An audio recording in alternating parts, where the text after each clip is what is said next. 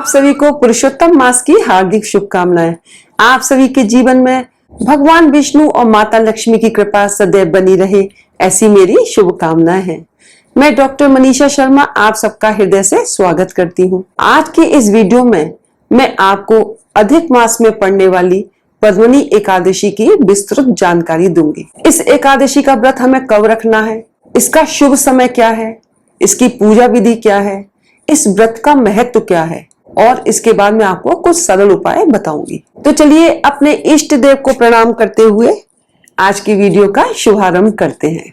अधिक मास के शुक्ल पक्ष में पड़ने वाली एकादशी को पद्मनी एकादशी, कमला एकादशी, पुरुषोत्तमी एकादशी या सुभद्रा एकादशी के नाम से जाना जाता है। अधिक मास हम सभी जानते हैं कि 18 जुलाई से आरंभ हो चुका है और ये 16 अगस्त तक रहेगा। तो जो ये अधिक मास है, इसे भगवान विष्णु ने इसे अपना खुद नाम दिया पुरुषोत्तम मास। भगवान विष्णु ने जब इसको नाम दिया है तो इस महीने में जो भी व्रत व त्योहार पड़ते हैं वो अत्यंत पुण्यदायी बन जाते हैं, फलदायी बन जाते हैं। तो इसी तरह से जो पद्मनी एकादशी है, इसका जो भी व्रत रखता है, जो भी इसकी पूजा पाठ करता है, भगवान विष्णु को मनाता है, उसको 10 गुना अधिक पुण्य फल प्राप्त होता है। देखिए, अधिक मास में जो ये एकादशी पड़ रही है, इसका कोई निश्चय महीना नहीं है, क्योंकि ये एक अतिरिक्त माह में पड़ती है, तो इसके लिए कोई चंद्रमास तय नहीं है। वैसे तो पूरे साल में 24 एकादशियां आती हैं, लेकिन जब ये अतिरिक्त माह पड़ जाता है तो 2 एकादशियां हमको अलग से प्राप्त होती हैं और इस तरह से इनकी संख्या 26 हो जाती है। तो जो भी इस एकादशी का व्रत रखते हैं, उनको अपने जीवन में आने वाली सभी बाधाओं को दूर करने की भगवान विष्णु की कृपा प्राप्त होती है। उनके जीवन में सभी कार्य बनने लगते हैं। ऐसा कहा जाता है कि जो भी निसंतान दंपति हैं, यानी जिनको संतान की इच्छा है, यदि वो इस व्रत को धारण करते हैं तो भगवान विष्णु की कृपा से उनको सुयोग्य संतान की प्राप्ति होती है।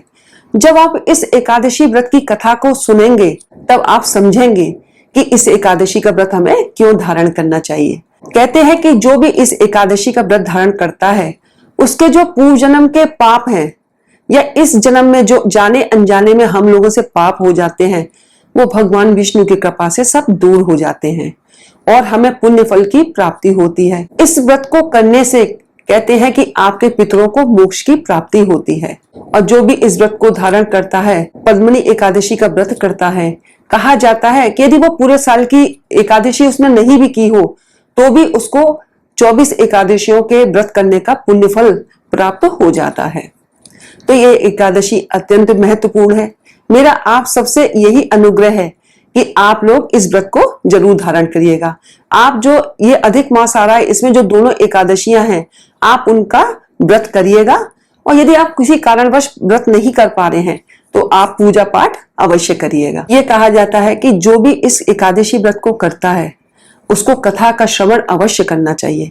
यदि आपने कोई व्रत नहीं रखा है तब भी आप इसकी कथा को जरूर सुनिएगा, क्योंकि बिना कथा के इस व्रत का फल पूरा हमें नहीं प्राप्त हो पाता है। तो जो ये व्रत की कथा है वो मेरे चैनल पे उपलब्ध है, आप उस कथा को वहां से श्रवण कर सकते हैं। ये एकादशी देखिए इतनी महत्वपूर्ण है कि ये अब हमको 2026 में ही प्राप्त होगी। तो ये एक सुनहरा अवसर है, गोल्डन चांस है। तो आप लोग इस व्रत को जरूर धारण करिएगा और भगवान विष्णु और माता लक्ष्मी की कृपा आपको अवश्य प्राप्त होगी। जो भी इस व्रत को धारण करता है, कहते हैं कि भगवान भोलेनाथ और माता पार्वती की कृपा प्राप्त होती है, भगवान विष्णु माता लक्ष्मी जी की कृपा प्राप्त होती है। और इस बार ये एकादशी शनिवार के दिन पड़ रही है, तो आपको शनिदेव की कृपा भी प्राप्त होगी। तो इस तरह से आप जब एक व्रत को धारण कर रहे हैं, लेकिन आप अपने कई ग्रहों को मजबूत कर रहे हैं, आप बृहस्पति ग्रह को मजबूत कर रहे हैं, आप शनि ग्रह को, राहु ग्रह को, सारे ग्रह आपके इस व्रत को करने से मजबूत हो जाते हैं।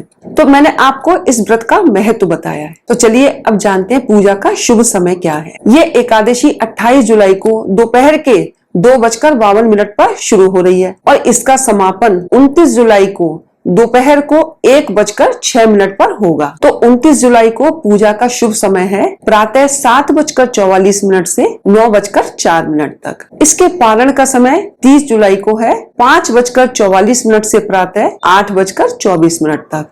तो आप इस बीच में व्रत का पारण कर सकते हैं। तो उदया तिथि के अनुसार पद्मनी एकादशी का व्रत 29 जुलाई को शनिवार के दिन रखा जाएगा। चलिए हम जानते हैं कि इसकी पूजा विधि क्या है। जब हम एकादशी का व्रत रखते हैं तो एकादशी का व्रत दशमी तिथि से ही शुरू हो जाता है। तो हमें दशमी तिथि के दिन शुद्ध सात्विक भोजन करना है और जो सूर्यास्त के बाद हमको अन्न ग्रहण नहीं करना चाहिए। आप फलाहार ले सकते हैं, दूध दही आदि का प्रयोग कर सकते हैं।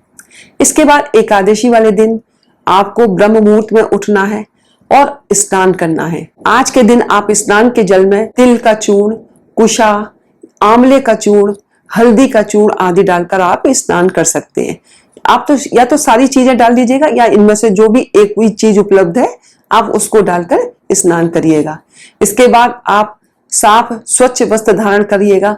सफेद और पीले रंग के वस्त्रों को आप धारण कर सकते हैं। इसके बाद भगवान सूर्य को अर्घ्य प्रदान करना है। सूर्य को अर्घ्य देने के बाद आप अपने मंदिर में आएंगे जहाँ आपने भगवान को विराजमान कर रखा है। तो सबसे पहले आकर के आप व्रत का संकल्प लीजिएगा और आप अपनी मनोकामना को बोलिएगा। जिस इच्छा के साथ आप इस व्रत को धारण करना चाहते हैं भगवान को आप बताइएगा।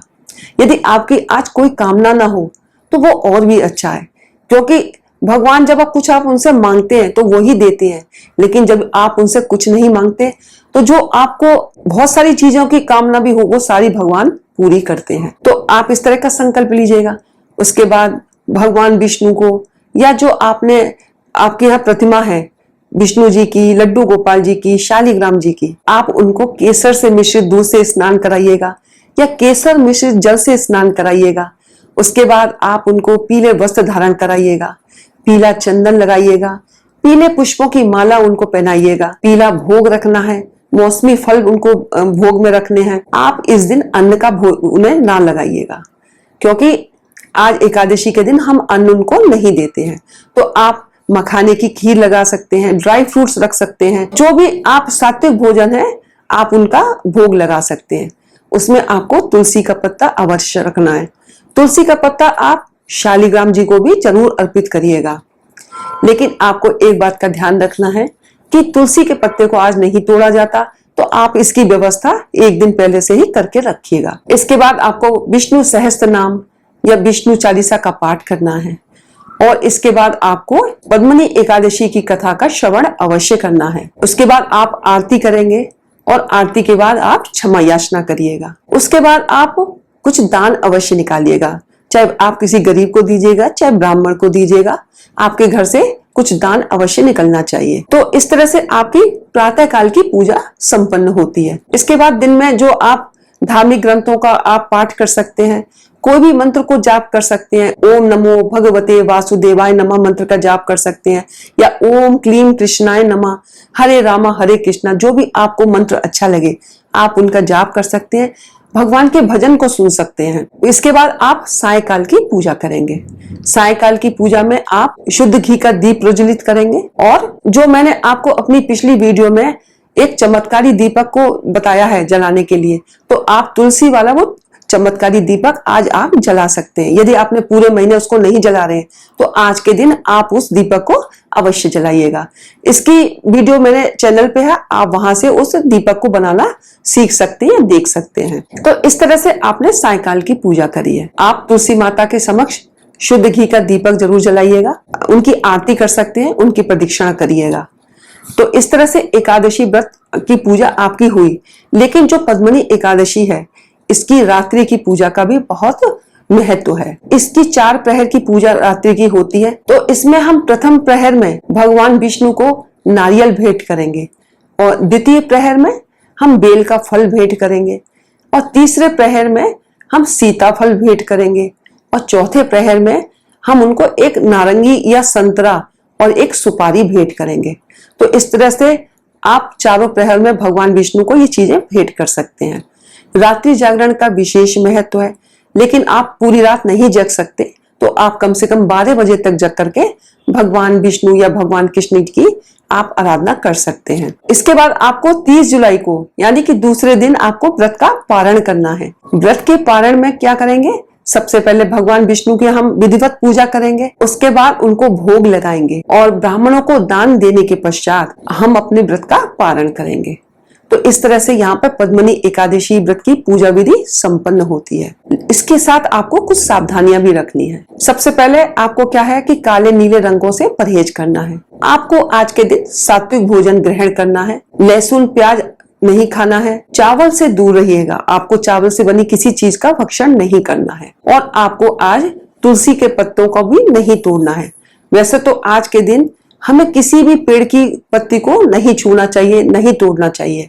तो आज आप ये चीजें ध्यान में रख सकते हैं। तो ये सावधानी आपको रखनी चाहिए। अब मैं आपको कुछ सरल उपाय बताती हूँ। आप भगवान विष्णु को और कैसे प्रसन्न कर सकते हैं। वैसे तो भगवान आपकी क्षण भर की श्रद्धा से ही प्रसन्न हो जाते हैं, लेकिन फिर भी यदि हम किसी विशेष दिन में कुछ विशेष करते हैं तो आपको बहुत अच्छे फल की प्राप्ति होती है। तो आप इस दिन एक नारियल लीजिएगा और 11 बादाम लीजिएगा और भगवान विष्णु के मंदिर में जाकर आप उनको आज समर्पित करिएगा। तो आप देखेंगे कि जो आपकी नौकरी में कुछ बाधा आ रही है या आपके बिजनेस में कोई बाधा आ रही है तो वो रुकावट आपकी दूर होगी। दूसरा, कहा जाता है यदि हम मंत्रों का जाप करते हैं तो जीवन में जो हमारे कुछ कष्ट आ रहे हैं वो दूर होना शुरू हो जाते हैं। आज पीपल के वृक्ष की पूजा अवश्य करिएगा। पीपल के वृक्ष के नीचे घी का दिया जलाइएगा और उनको मीठा जल अर्पित करिएगा, क्योंकि हम सभी जानते हैं कि भगवान विष्णु और माता लक्ष्मी एकादशी के दिन या पूर्णमासी के दिन पीपल के वृक्ष में निवास करते हैं। ये पितरों का भी दिन है। आपके इससे पितर भी प्रसन्न होते हैं। कहा जाता है कि जो भी पद्मनी एकादशी का व्रत करता है उनके पितरों को मोक्ष की प्राप्ति होती है। आप इस दिन यदि आपके दाम्पत्य जीवन में कुछ परेशानी आ रही है, आपके प्रेम में कुछ कमी आ रही है या पति पत्नी में कुछ अनबन चल रही है, तो आज के दिन आप माता तुलसी को एक लाल चुनरी उड़ाइएगा, उनके सामने घी का दीपक जलाइएगा और उनसे अपनी मनोकामना को बोलिएगा। वो माता तुलसी आपके जीवन में प्रेम भरेंगी, मिठास भरेंगी। आज के दिन आप गाय के दूध से बनी खीर बनाइएगा और खीर में केसर डालिएगा, माता लक्ष्मी को भोग लगाइएगा। तो देखिएगा इससे माता लक्ष्मी आपके घर में बरकत लाती है। आप आज 11 पान के पत्ते ले सकते हैं और उस पर श्री लिखिएगा और उसकी एक माला बनाकर भगवान विष्णु के गले में पहनाइएगा। तो देखिएगा कि जो आपके जीवन में परेशानी आ रही है वो धीरे धीरे भगवान विष्णु सब परेशानियों को दूर कर देते हैं। आज के दिन आप माता लक्ष्मी को मखाने की माला भी बना करके पहना सकते हैं। एक आखिरी उपाय मैं आपको बता रही हूँ। रात्रि के समय आप एक 9 बत्ती का दीपक लगाइएगा जो रात भर जलता रहे। इससे माता लक्ष्मी अत्यंत प्रसन्न होती है। तो जब माता लक्ष्मी प्रसन्न होती है तो भगवान विष्णु की कृपा आपको अवश्य मिलती है। तो इस तरह से मैंने आपको सरल उपाय बताए हैं, पूजा विधि बताई है सरल शब्दों में। मुझे आशा है कि आपको आज की वीडियो अच्छी लगी होगी। यदि अच्छी लगी हो तो प्लीज आप वीडियो को लाइक करिएगा, चैनल को सब्सक्राइब करिएगा, शेयर करिएगा और बेल आइकन को भी प्रेस करिएगा। तो चलिए मिलते हैं अगली वीडियो में कुछ नई जानकारी के साथ। हर हर महादेव, जय भोलेनाथ।